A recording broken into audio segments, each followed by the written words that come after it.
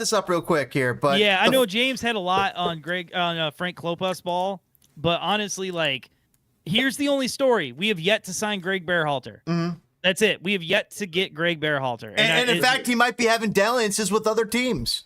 Yeah, I heard multiple teams are looking at him and talking to him. He has interviewed, supposedly him and Bruce Arena and everybody else interviewed with San Jose. You better wrangle that cattle before he gets away from the livestock shelter.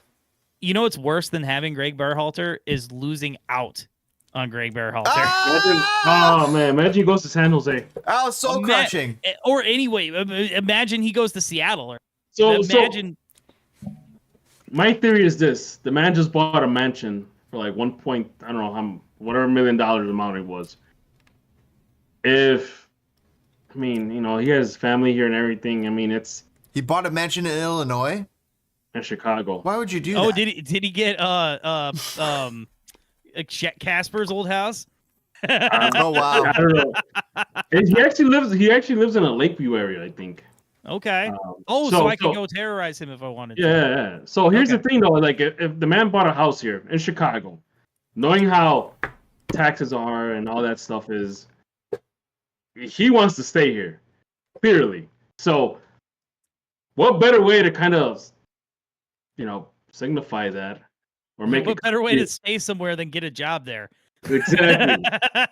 You won't. I mean, you're only gonna travel for the away games. It ain't like you live out in San Jose and then you have to like fly back and forth between Chicago and San Jose to see your kids.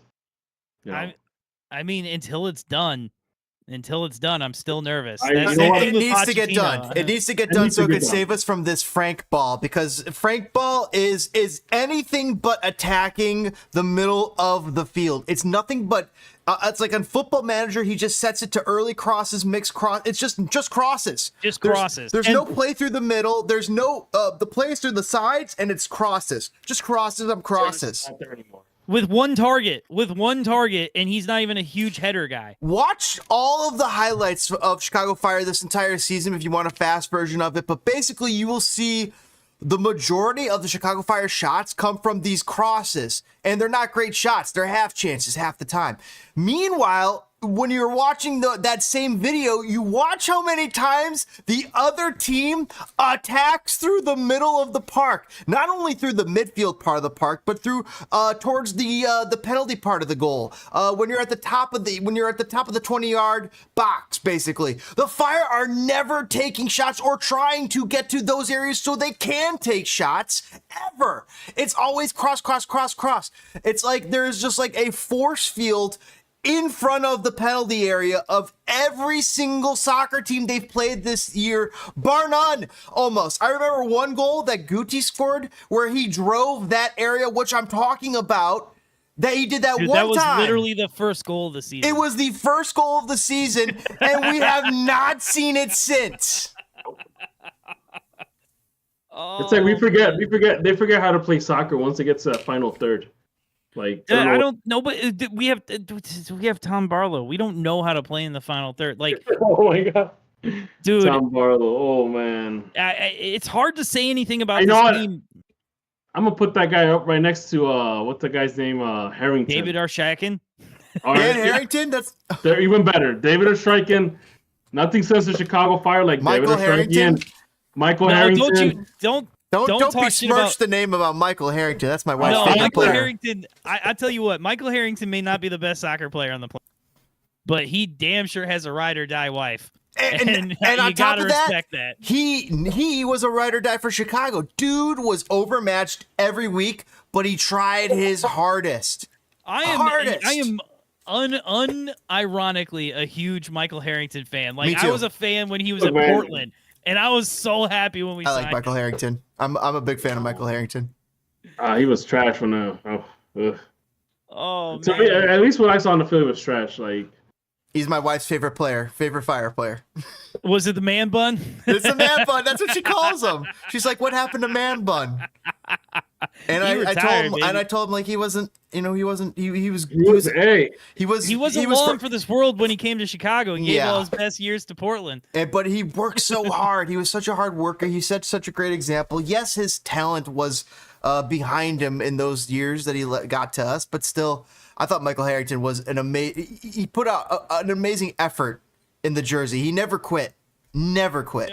No, so did Dilly Duca, but that's besides the point.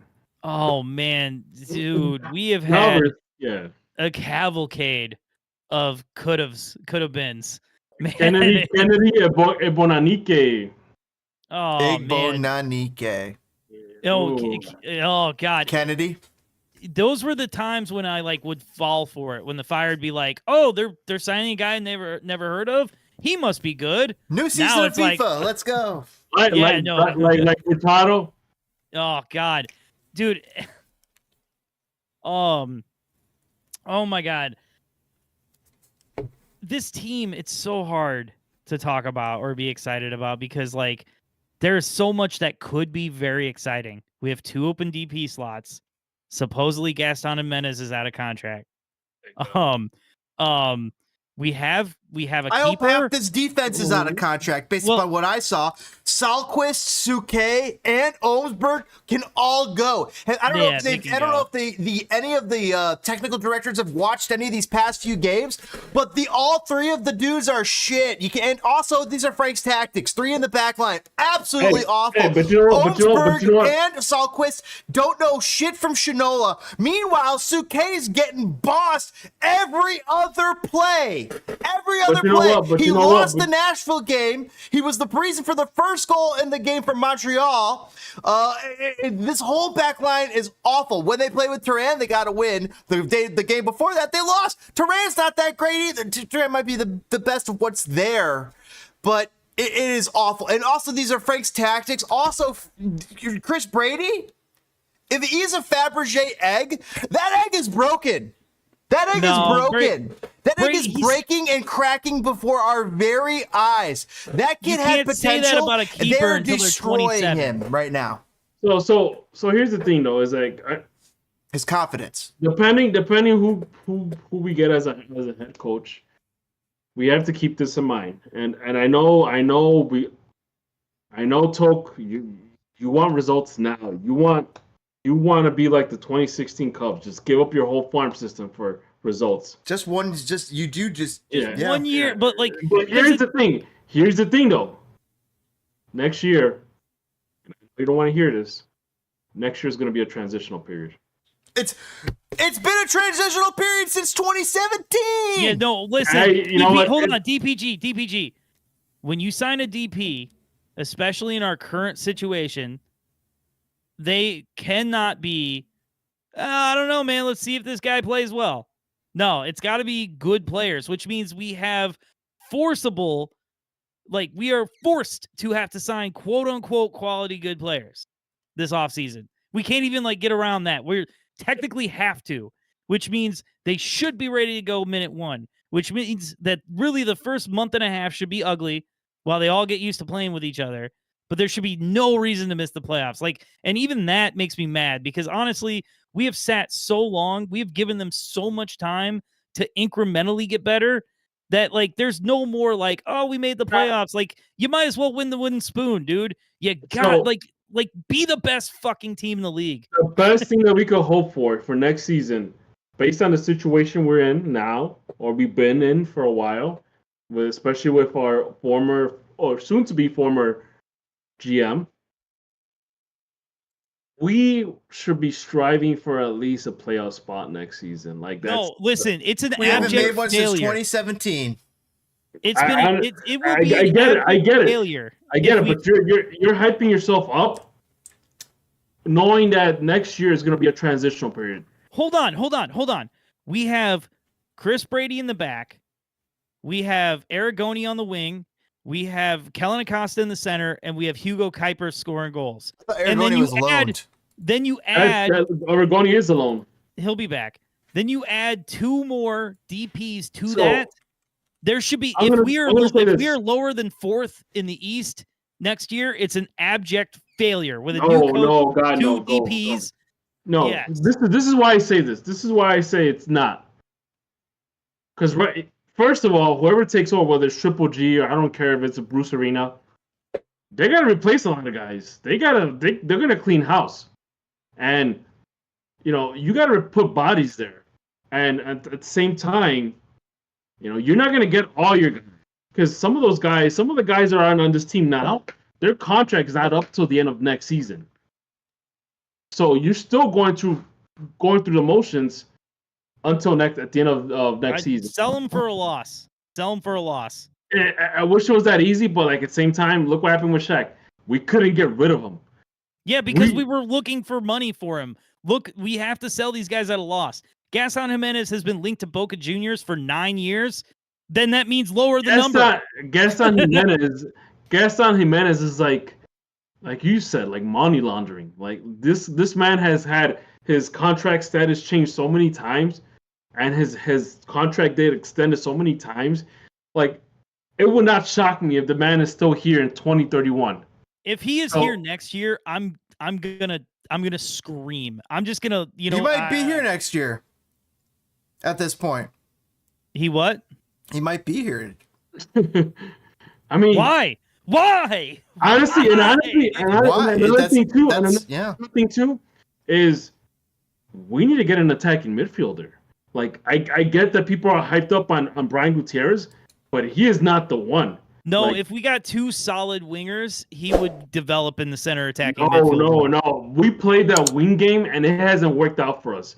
No, we have to sign different wingers. Brian Gutierrez under Gregg Berhalter's tutelage might be able to develop. We need a playmaker. The one good thing about Triple G is he's going to play a 4-3-3. That's going to make me happy, because you know what I say about 3 in the back. 3 in the back actually means 6 in the back. Yeah. And you have no offense. Pretty much. And the thing is that we got to play the ball down the middle. Like, we don't play we literally throw it to the wings and hope for magic. We can't do that anymore. Like, teams have figured us out. Like, oh my God, don't worry. They're going to cross it. Just triple team that guy, and that's it. Well, hold on. I'm going to say something crazy. Okay. So don't be mad, but like, let's think of him as not as the man I'm saying, but think of him as a template. But think just how good that midfield of Gutierrez and Acosta would be if you plunked Yunus Musa in the middle there. The 3 of them would pass the ball around anybody. And now that Yunus Musa has so much more potential, that'll never happen. It's not like he's 25 and like failing. If you can get a Yunus Musa player that's MLS quality, a Yunus Musa template. Yeah, we just had Connor on. We just had Connor on. Think about Darlington Nagbe next to Acosta. I mean, that's gonna look like U.S. men's national team midfield from 4 years ago. I mean, they'll still pass the ball around. They'll still pass the ball around to MLS defense. More importantly, the fact that we're going up on top with 3 strikers or 2 strikers or whatever, a false 9 or whatever they're gonna do with the 4-4-3. It really helps Kuipers, because now you're gonna give the man assistance. You're gonna give him help. You're gonna have someone that could pull away guys from him, so he can do his magic. So, yes, that's my biggest thing is the fact that we're getting away from the single striker up on top, and we're going into a more rotating system. Because honestly, this whole let's just throw Kuipers by himself up there, he's gonna figure it out. It ain't working. No, he can't do it all by himself. I mean, it sucks because you can see the man trying. Like, you can see the man try and do those runs. Let's mention this, okay? Going into this week where we played 2 road games, we lost them both, right? We were firmly like 3 points out of a playoff spot going into this week. Yep. And not only did we shit the bed, but Hugo Kuipers, his wife, gave birth, so he wasn't even there. And like, where was Aragoni? This team could have saved the season from the jaws of just bullshit, and just nobody cared. But you know what? Nobody cared. But you know what too is, again, I'm really hoping like Triple G takes charge of this club, because it's different tactics, but at the same time you kind of have to imagine who's going to come off the bench. Like, that's another factor that factors in. Like, we can't just keep having Fabian Herbers come off the bench and somehow work magic. Like, I think the Fabian Herbers experiment is done. Like, well, I think what point is it done, right?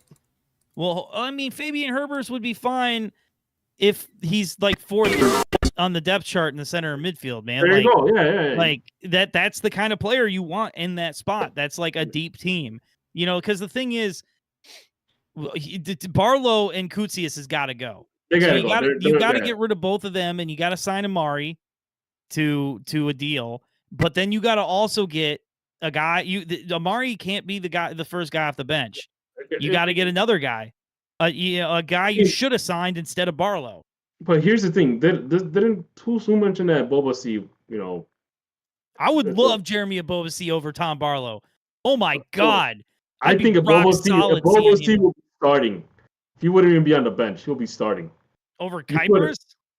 No, we're playing more than one striker up top. Well, under Klopas, but we're not going to under Gregg. Yeah, we're not going to go under Gregg. It's going to be like a single striker. Yeah, it's going to be 4-3-3. He's going to have two wingers flanking the striker.